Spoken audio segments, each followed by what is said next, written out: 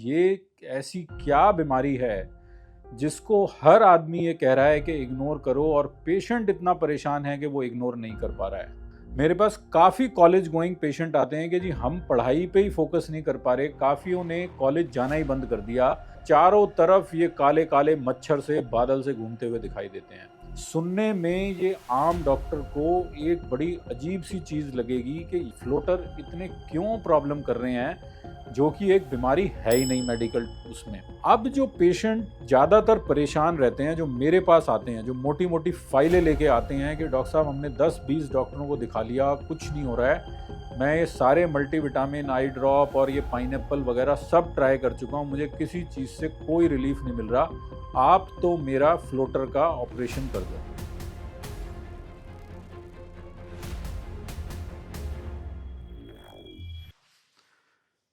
Floaters, इस बीमारी के इतने पेशेंट्स मेरे पास आते हैं और काफ़ी पेशेंट्स पूरी ये मोटी मोटी फाइलें लेके घूम रहे होते हैं और पूरे 10-20 डॉक्टरों के नाम गिनाते हैं कि डॉक्टर साहब इनको भी दिखा लिया, उनको भी दिखा लिया, और हर आदमी यही कह रहा है, हर डॉक्टर ये कह रहा है कि आप इनको इग्नोर करो, आपके ये दिमाग में वहम बैठ गया है। तो आज मैं डॉक्टर पवन गुप्ता, कैटरेक्ट और रेटिना स्पेशलिस्ट, इसी टॉपिक के बारे में आपसे बात करूंगा कि ये ऐसी क्या बीमारी है जिसको हर आदमी ये कह रहा है कि इग्नोर करो और पेशेंट इतना परेशान है कि वो इग्नोर नहीं कर पा रहा है। तो इसी टॉपिक के बारे में कि क्या क्या इसमें फैक्ट्स हैं और किन पेशेंट्स के लिए कौन सी ट्रीटमेंट ऑप्शन अवेलेबल हैं। तो देखिए, ये जो फ्लोटर है, ये फिजियोलॉजिकल जो फ्लोटर हैं, ज़्यादातर पेशेंट तो इनको इग्नोर कर पाते हैं, लेकिन एक सेलेक्ट सेक्ट ऑफ पेशेंट है जो इन फ्लोटर्स को इग्नोर नहीं कर पाता और ये फ्लोटर उनकी डे टू डे एक्टिविटी के अंदर इंटरफेयर करता है। काफ़ी पेशेंट्स हमने देखे हैं जिन्होंने घर से बाहर निकलना बंद कर दिया है, धूप में नहीं जाते हैं कि जी वहाँ हम चला ही नहीं पाते हैं। तो देखिए, ये फिजियोलॉजिकल फ्लोटर आखिरकार है क्या और पेशेंट इनसे इतने परेशान क्यों रहते हैं। तो हमारी आँख के पीछे एक विट्रस जेल होती है और इस जेल के अंदर हमारी एज के हिसाब से कुछ चेंजेस आ जाते हैं और उन चेंजेस की वजह से एक शैडो क्रिएट होती है जो पेशेंट्स को फ्लोटर के टाइप में दिखती है। नॉर्मली ये बारीक धागे से, कॉबवेब से, कीड़ों से ऐसे दिखते हैं और मेजॉरिटी ऑफ पेशेंट्स को ये बॉदर नहीं करते। बट कुछ सेलेक्टेड पेशेंट ऐसे हैं जहां पर ये इन फ्लोटर्स को इग्नोर नहीं कर पाते और ये इनकी डे टू डे एक्टिविटी में इंटरफेयर करते हैं। मेरे पास काफ़ी कॉलेज गोइंग पेशेंट आते हैं कि जी हम पढ़ाई पे ही फोकस नहीं कर पा रहे, काफ़ियों ने कॉलेज जाना ही बंद कर दिया कि ये फ्लोटर इतने ज़्यादा हैं कि जैसे ही हम कॉलेज के ग्राउंड में जाते हैं हमें बड़ी डिसोरिएंटेशन सी हो जाती है और चारों तरफ ये काले काले मच्छर से बादल से घूमते हुए दिखाई देते हैं। काफ़ी केसेस के अंदर मैंने देखा है कि पेशेंट अपने बेड के ऊपर ही हैं, उनको वेट गेन हो गया है और अदर एसोसिएटेड प्रॉब्लम हो गई हैं इन फ्लोटर की वजह से। सुनने में ये आम डॉक्टर को एक बड़ी अजीब सी चीज़ लगेगी कि यार ये फ्लोटर इतने क्यों प्रॉब्लम कर रहे हैं, जो कि एक बीमारी है ही नहीं मेडिकल उसमें। लेकिन जहाँ जिन पेशेंट्स को ये दिक्कत होती है, वहाँ पर हम हर पेशेंट को ये नहीं कह सकते कि आप इन्हें इग्नोर करें, बिकॉज वो तभी तो घूम रहे हैं, वो इग्नोर नहीं कर पा रहे हैं, तो हमें उनके लिए कोई ना कोई ट्रीटमेंट ऑप्शन प्रोवाइड करनी होती है। तो सबसे पहली ट्रीटमेंट ऑप्शन तो यही है कि आप अपनी डाइटरी मॉडिफिकेशन करें और कुछ जो मल्टीविटामिन सप्लीमेंट्स हैं वो हम पेशेंट्स को एडवाइस करते हैं।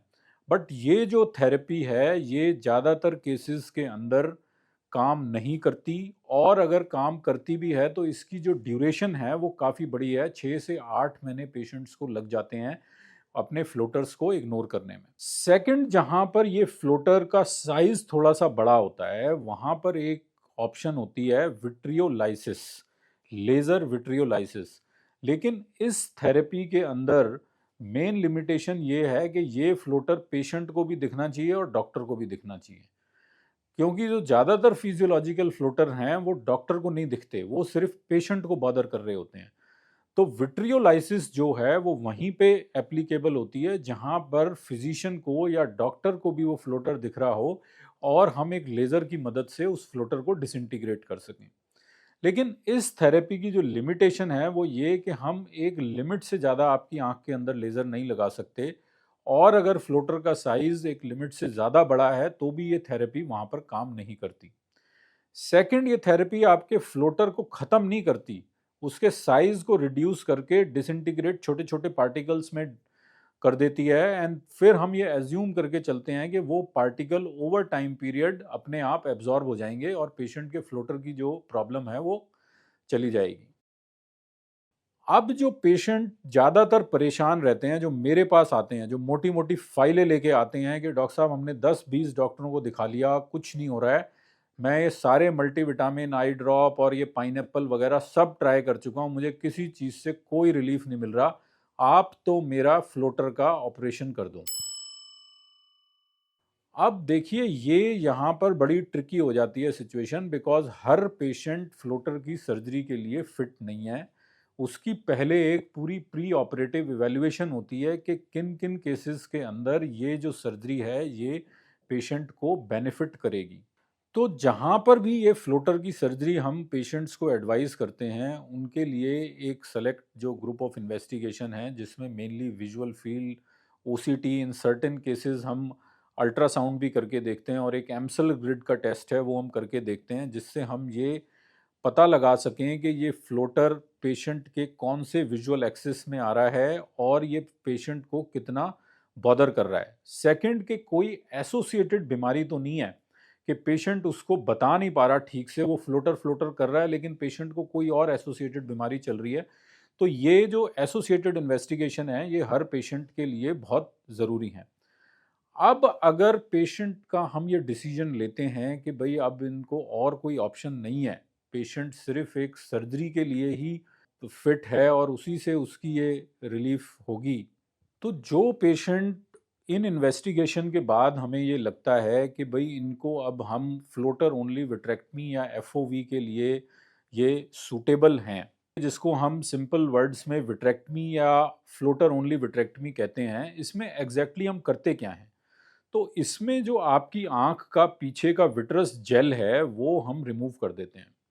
और ये 3 पोर्ट विट्रेक्टमी होती है, इसमें 3 एंडोस्कोपिक पोर्ट बनाकर हम आपकी जो पीछे की विट्रस जेली है या जहाँ पर ये चेंजेज़ आए हुए हैं, वो सारे रिमूव कर देते हैं। ये जो टेक्नीक है, ये 2 तरीके की होती है। एक होता है लिमिटेड विट्रेक्टमी, कि जहाँ पर अगर मान लीजिए आपकी विट्रस जेली के अंदर कोई एक बड़ा-सा ब्लॉब, एक विट्रस कंडेंसेशन का पड़ा हुआ है, या वहाँ पर हम ये जाकर बस उतना हिस्सा जो है उसको क्लीन कर देते हैं विट्रस को, और पूरी की पूरी जो जेली है वो हम रिमूव नहीं करते। इस टेक्नीक में डिसएडवांटेज ये है कि इसके अंदर जो रेजिडुअल जेली रह जाती है, वो आगे जाके भी आपको फ्लोटर्स और बना सकती है। एडवांटेज ये है कि इसमें आपकी विट्रस के साथ छेड़खानी ज़्यादा नहीं है, तो रिलेटिवली ये थोड़ी-सी सेफ रहती है। सेकंड होती है कंप्लीट विट्रेक्टमी। अब कंप्लीट विट्रेक्टमी का ये मतलब है कि हम आपकी जो विट्रस जेली है वो पूरी की पूरी निकाल दें। पूरी की पूरी निकालने का ये मतलब है कि 80 to 90% of the vitreous jelly हम निकाल दें। जो विट्रस जेली आपकी रेटिना के साथ बहुत फर्मली अडेरेंट है, विट्रस बेस के पास जो अडेरेंट है, उस जेली को हम नहीं छेड़ते हैं। और इसके अंदर एक प्रोसेस होता है पोस्टीरियर विट्रस डिटैचमेंट, यानी कि जो आपकी जेली पर्दे से अच्छी तरह चिपकी हुई है, उसको हम डिटैच करके ये सारी की सारी जेली हम निकाल दें, और इस प्रोसीजर के बाद जो पेशेंट के प्री एग्जिस्टिंग फ्लोटर हैं, वो पूरे के पूरे चले जाते हैं। ये प्रोसीजर जो है, ये उन पेशेंट के लिए मोस्ट सूटेबल रहता है जो जिनको मल्टीपल फ्लोटर्स दिखते हैं और जो अपने डे टू डे वर्क में उस फ्लोटर की वजह से काम नहीं कर पा रहे हैं। अब देखिए, ये जो सर्जरी है, ये हम हर पेशेंट को एडवाइस नहीं करते। ज़्यादातर यंग बच्चे जो आते हैं, वो आते ही कि डॉक्टर साहब मेरा वो फ्लोटर वाला ऑपरेशन आप कर दीजिए, क्योंकि हर ऑपरेशन का एक रिस्क होता है। तो ये जो फ्लोटर वाली जो सर्जरी है, इसके 2 मेन रिस्क मैं पेशेंट को बताता हूँ। एक तो ये कि इसमें कैटरैक्ट बनने की रिस्क रहती है। बट वो मान लीजिए कि इतनी कोई मेजर रिस्क नहीं है, बिकॉज़ उसकी ट्रीटमेंट अवेलेबल है, सर्जरी हो जाएगी, एक लेंस लग जाएगा और ज़्यादातर केसेज़ में कंप्लीट विजुअल रिकवरी हो जाती है। सबसे जो एक्चुअल रिस्क है इस सर्जरी का, वो ये रेटिनल डिटैचमेंट, कि 1 टू 2% केसेज़ के अंदर पर्दा अपनी जगह से हिलने का रिस्क रहता है, कि जब हम ये आपकी विट्रस जेली पर्दे के साथ डिटैच करते हैं, तो उसमें रेटिनल टियर होने की एक रिस्क रहती है। अगर वो टियर या पर्दे को कोई डैमेज ड्यूरिंग सर्जरी हो जाए, तो वो तो हम हाथ की हाथ ट्रीट कर देते हैं। बट ये जो रेटिनल डिटैचमेंट की ये रिस्क है, ये सर्जरी के अगले 2 या 3 हफ्ते तक पेशेंट को रहती है। और अगर ये रेटिनल डिटैचमेंट हो जाए, तो उसको हम एक ऑपरेशन और दोबारा करके उसको हम फिक्स कर सकते हैं, बट उसके लिए फिर एक और सर्जरी की रिक्वायरमेंट है। तो ये सर्जरी हम वहीं पर पेशेंट्स को बताते हैं जहाँ पर हमें ये एक्चुअल में लग रहा होता है कि ये सर्जरी से पेशेंट को बेनिफिट होगा, और पेशेंट को इतनी ज़्यादा प्रॉब्लम हो रही है कि वो अपना डे टू डे काम नहीं कर पा रहे। ये हर फ्लोटर के पेशेंट के लिए सर्जरी इंडिकेटेड नहीं है। अब पेशेंट्स को ये क्वेश्चन रहता है कि डॉक्टर साहब, वो जेली निकल जाएगी तो क्या वो जेली दोबारा बन जाएगी? तो ये मैं आपको एक चीज़ बता दूं कि ये जो विट्रस जेली है, ये एक बार जब हम इसको रिमूव कर देते हैं, तो ये दोबारा नहीं बनती। ये हमारी आँख का एक दूसरा फ्लूइड होता है जिसको हम बोलते हैं एक्वस ह्यूमर। उससे ये ग्रेजुअली धीरे-धीरे ये पानी बन जाता है। अब सबसे इम्पोर्टेंट जब पेशेंट्स आते हैं कि डॉक्टर साहब, सर्जरी के बाद कैसा रहेगा, क्या आउटकम रहेगा, ये एक मेजर क्वेश्चन है जो पेशेंट्स को समझना चाहिए, जो फ्लोटर की सर्जरी के लिए अपने आप को प्रिपेयर कर रहे हैं। तो देखिए, मेजॉरिटी ऑफ केसेस के अंदर जो आपके प्री एग्जिस्टिंग फ्लोटर हैं, वो सारे के सारे चले जाते हैं, उनमें कोई दिक्कत नहीं है। जिन फ्लोटर से आपको दिक्कत हो रही थी वो रिमूव हो जाते हैं। लेकिन फुल रिकवरी के लिए किसी किसी केस में 2 से 3 हफ्ते का टाइम लग जाता है। कई बार जब ये सर्जरी होती है, तो पेशेंट को छोटे-छोटे काले-काले दाने से दिखाई देते हैं। वो gradually over time period absorb हो जाते हैं। वो दाने बेसिकली जो सर्जरी की आपकी बॉडी की जो रिस्पॉन्स है सर्जरी को, उसकी वजह से आते हैं। और जैसे-जैसे वो वुंड हीलिंग आपकी कंप्लीट होती है, वो आपके ग्रेजुअली रिज़ॉल्व हो जाते हैं। मेरे एक्सपीरियंस में जिन जिन पेशेंट्स को हमने ये सर्जरी करी है या एडवाइस करी है, मेजॉरिटी ऑफ पेशेंट्स को फ्लोटर्स की सर्जरी के बाद बेनिफिट होता है। बट सर्जरी कहाँ करनी है, ये एक मेजर चैलेंज है, बिकॉज आपके पास हर एक आदमी आता है कि सर्जरी कर दो, बट हर एक आदमी सर्जरी के लिए फिट नहीं होता है। उम्मीद करता हूं कि इस इंफॉर्मेशन के बाद जो पेशेंट फ्लोटर से परेशान हैं, उनको एक ट्रीटमेंट ऑप्शन के बारे में पता लगा होगा, और सर्जरी के बाद क्या रिजल्ट रहता है, कैसा आउटकम रहता है, आपको इसके बारे में जानकारी मिली होगी। Thank you very much.